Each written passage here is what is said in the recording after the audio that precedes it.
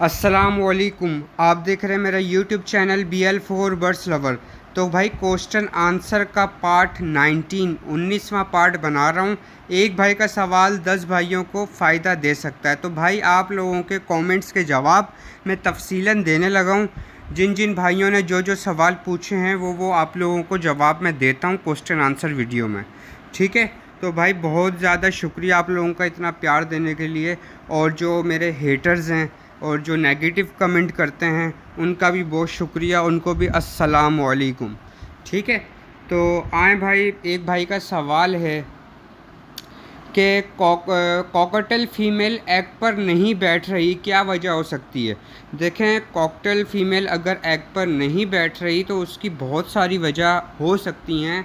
पहली वजह ये हो सकती है कि वो लर्निंग एज के अंदर हो, पट्ठी हो, नई नई जवान हुई हो, उसको नहीं पता हो कि एग पर बैठना है, कैसे बैठना है, ठीक है, और कितने दिन बैठना है। वो क्योंकि वो खुद पट्ठी होती है, 8 महीने 9 महीने 1 साल की पट्ठी कहलाएगी वो।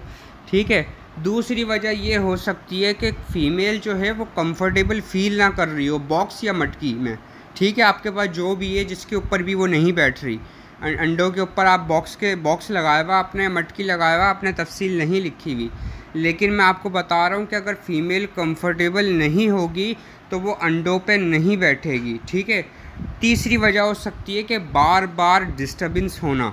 आपका जो बर्ड है जिसने एग ले किए हुए हैं, अगर आप उसको बार बार डिस्टर्ब कर रहे हो या ऐसी जगह पे रखा हुआ है आपने कि वहाँ से जंगली परिंदों का, जंगली जानवरों का या इंसानों का मुसलसल गुज़र होता रहता है, आवाज़ें आती हैं, तो अगर वो इस चीज़ की आदी नहीं होगी फिर भी वो बार बार ना झांकती है, बाहर निकल जाती है। तो मेरे पास भी एक ऐसा पेयर था कि जब भी मैं जाता था ना वो अंडों पे बैठा हुआ होता था। जैसे ही मैंने दरवाज़ा खोला मास्टर केज का और वो मटकी से दोनों बाहर निकल के बैठे हैं। वो कहते हैं भाई आप जाओगे तो हम अंदर जाएंगे, वरना आप कुछ भी कर लो, हमें देखना आप कर क्या रहे हो।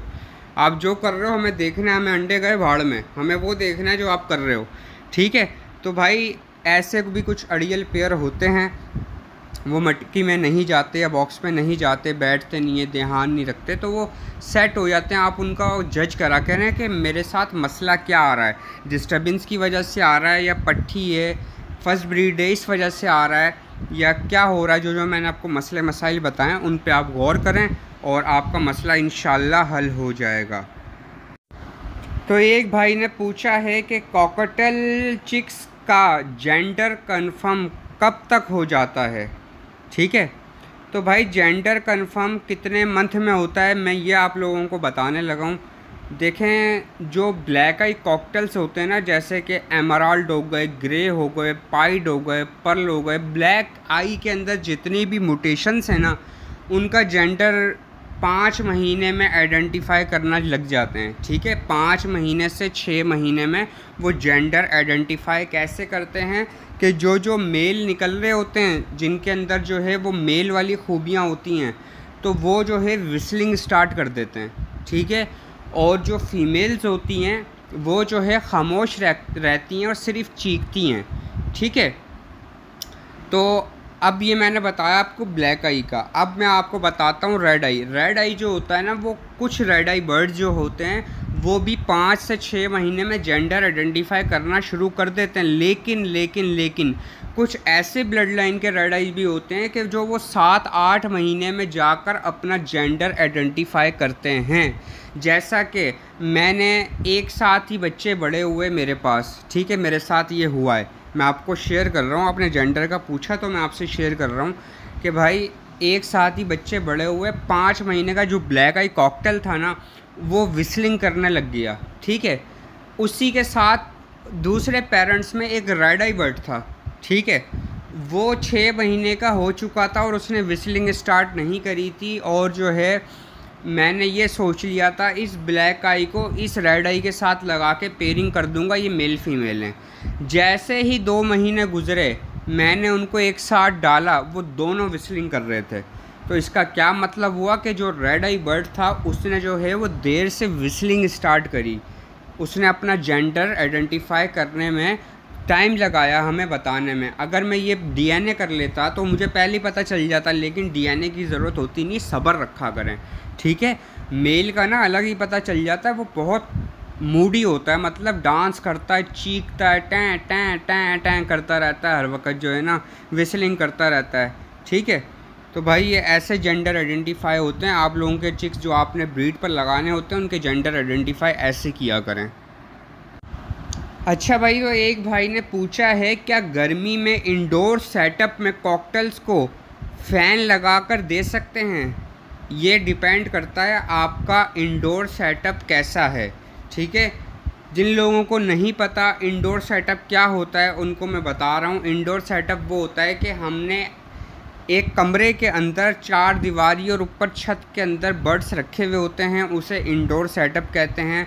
अगर आपके इंडोर सेटअप के अंदर हब्स है तो आपको फ़ैन लगाना लाजमी है, लाजमी, क्योंकि कॉकटेल को वेंटिलेशन बहुत ज़्यादा पसंद है और बहुत ज़्यादा ज़रूरी है, ठीक है। कॉकटेल जो है माना कि गर्मी का बर्ड है, लेकिन अगर आप उसका इन्वायरमेंट का ख्याल नहीं रखेंगे तो वो आपके पास सरवाइव नहीं करेगा, ठीक है।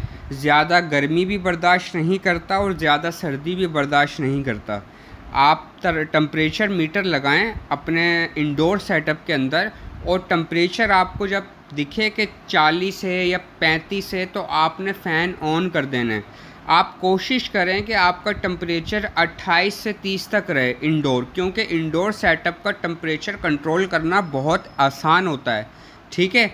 बहुत आसान होता है इंडोर सेटअप का टेम्परेचर कंट्रोल करना, और जो है ना गर्मियों में वो ठंडा रहता है और सर्दियों में भी वो ठंडा रहता है, गर्म नहीं होता।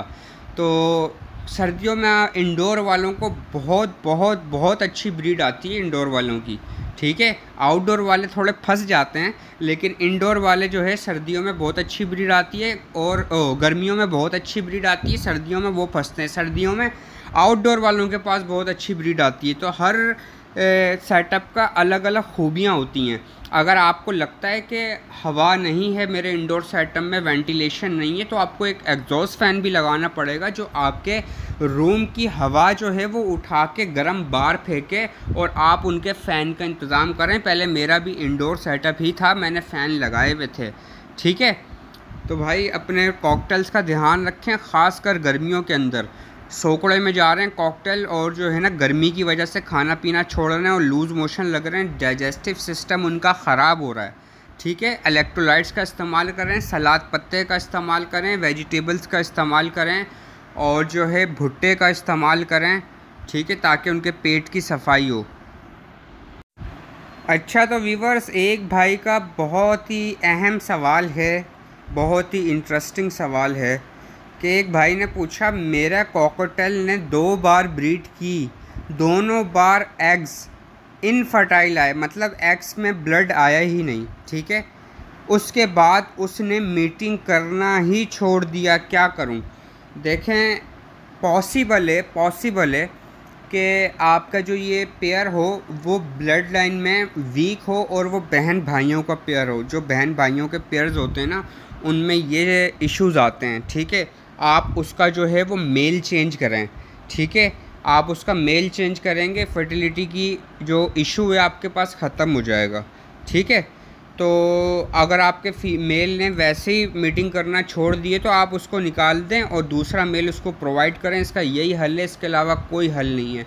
जब भी मैं कहता हूँ जिससे भी बर्ड्स लिया करें, मुझसे भी लिया करें या किसी से भी लिया करें, तो उसकी हिस्ट्री आपके पास होना लाजमी है कि उसकी हिस्ट्री क्या है, वो किन पेरेंट्स का बेबी है।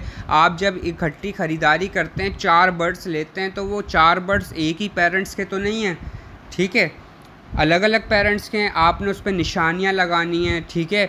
आपने उनको अलग अलग रखना है कि भाई पेयर अपना हो जाए एक साथ ये, क्योंकि बहन भाई भी कभी जब कॉलोनी के अंदर होते हैं तो वो भी पेयर अप हो जाते हैं, ठीक है। तो आपने इस चीज़ का ख्याल रखना है। और जो है ना बहन भाइयों का जो पेयर होता है उनमें ये इश्यूज़ आते हैं, इस वजह से भाई आप उठाओ अपना मेल और उसको जो है बाहर सेल आउट कर दो कहीं शॉप पर कहीं से, और अच्छी सी एक मेल ढूंढो किसी सेटअप से और वो मेल उसको प्रोवाइड करो। इंशाल्लाह आपके पास बहुत अच्छी ब्रीड आएगी।